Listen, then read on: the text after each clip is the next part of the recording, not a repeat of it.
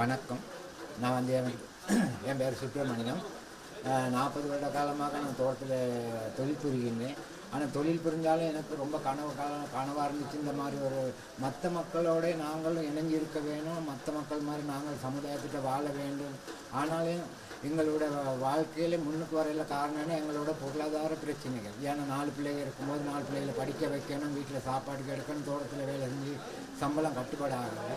ஆனால் அந்த மாதிரி நிலைமையில் இந்தியா நாட்டு பிரதமர் அவர்களுக்கு நன்றி கூறுகிறேன். அதே போல் இந்த நாட்டு ஜனாதிபதி அவர்களுக்கு நன்றி கூறுகிறேன். ஏன்னு கேட்டாக்கா இங்கே 30 வீடு திட்டங்கள் வந்திருக்கு. 30 வீடு திட்டங்களில் எனக்கு ஒரு வீடு கிடச்சிருக்கு. நாங்கள் லைத்தில் வாழ்ந்த காலத்தில் எங்களுக்கு நிம்மதியாக வாழையெல்லாம். ஏன்னு கேட்டாக்கா அது உதாரணமாக சொல்ல போனால் தெரியும். அக்க பக்கத்தில் சில நேரம் போதைப் பொருளாக குடிச்சிட்டு வந்துருப்பாங்க, சத்தம் போடுவாங்க, நாய் கோழி இந்த பிரச்சனையாக சண்டை வரும், காணு பிரச்சனை சண்டை வரும். அப்போ இது மாதிரி பல பிரச்சனைகள். ஆனால் இந்த மாதிரி ஒரு தனி வீடு திட்டத்தில் நாங்கள் எங்களுக்கு இந்த வீடு திட்டம் கிடைச்சிருக்கனால ரொம்ப சந்தோஷப்படுறோம். காரணம் என்னன்னு கேட்டால் இந்த வீடு திட்டம் வந்து நாங்கள் இத்தனை வருஷம் வேலை செஞ்சதுக்கு எங்களுக்கு ஒப்பனையோடு கிடைக்கிது. இது எங்களுக்கு பெரிய பெரிய ஒரு சந்தோஷம்.